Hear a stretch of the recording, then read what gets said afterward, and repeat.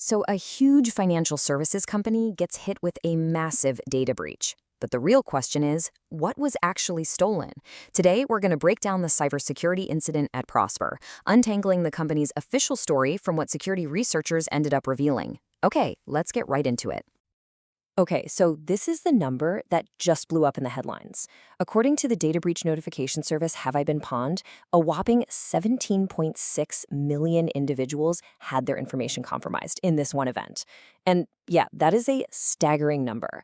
But honestly, the real story here, it's in the details of what was lost. So what's the official story? You know how it goes, right? When news like this breaks, the first version of events you hear is always the company's official line.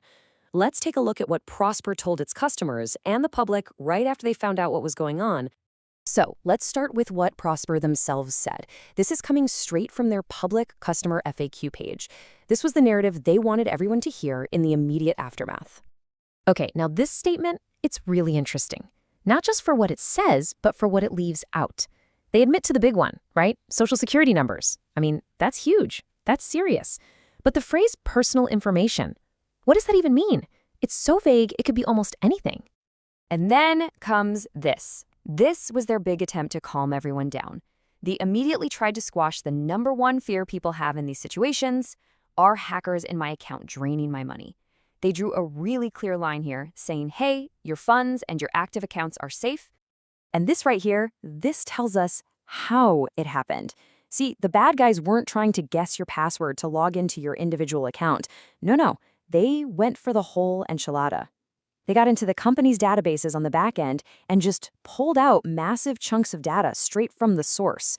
It's a totally different and much bigger kind of attack. But of course, that's not where the story ends, not even close. Pretty soon after Prosper put out their initial statement, a much more detailed picture started to form, thanks to the cybersecurity community. And let me tell you, it was way more alarming. And this is the turning point, right here. The folks over at Have I Been Pwned, you might know it as HIBP, they actually got their hands on a copy of the stolen data. And when they started to analyze it, well, what they found went way beyond Prosperous' carefully worded statement. Okay, just take a second and really look at this list. This is wild. We're not just talking about a name and an email address here. We are talking about the whole shebang. Your name, where you live, your email, your birthday, your social security number, government IDs, even your job status, how much money you make, and your credit info. They even got technical details like what web browser you were using. This is a complete 360-degree view of nearly 18 million people's financial and personal lives. It's a lot. So what are we left with? Two very different stories.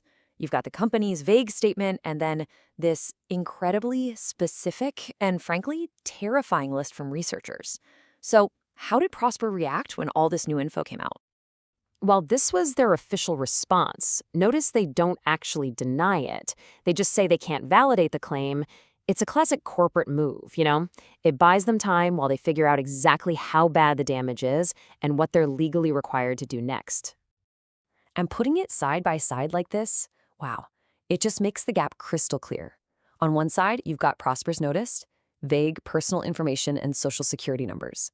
On the other side, this massive, detailed list from the security reports. It's not just about the number of things that were stolen, it's about how deeply personal and sensitive all that data is when it's all together. Okay, so let's get down to it. Why does this breach matter so much? I mean, why is this specific combination of data so much more dangerous than just, a stolen password or a list of emails? Here's the scary part. With all this info, a scammer doesn't just have your name. They have everything they need to become you. They can answer your security questions. They can impersonate you when they call your bank. They can apply for credit cards in your name. They can even craft these incredibly convincing phishing emails that mention your real employer or income to trick you. It's basically a pre-packaged identity theft toolkit ready to go. So with all that risk, what can you actually do to protect yourself? It feels overwhelming, but there are steps. First off, you've got to watch your credit like a hawk. Check your reports for anything that looks weird. Second, be super skeptical of any emails or calls you weren't expecting. Scammers will use this data to sound legit. You can also go to Have I Been Pwned and check your email address yourself. And really, if you want the strongest possible protection, think about a credit freeze. It's one of the best ways to stop new account fraud dead in its tracks. Now, Prosper did say they'd offer free credit monitoring, but you got to pay attention to the wording here. As appropriate after we determine what data was affected, that's a lot of wiggle room. It basically means the help is on their timeline, and you might have to wait a long, long time while they finish their own investigation. All right, for our last point, let's zoom out a bit. I mean, a breach that hits 17.6 million people sounds absolutely massive, because it is. But how does it really stack up against other major data breaches we've seen over the years? So if you look at this chart, you can see that while the Prosper breach is huge, it's sadly not that unusual. It's right up there with other gigantic breaches we saw with companies like Home Depot and JP Morgan Chase. It's just another sobering reminder that these giant mega breaches have become a regular part of our digital world. And all of this really just leads to one big unanswered question. When your financial data gets stolen, who's really responsible for protecting you?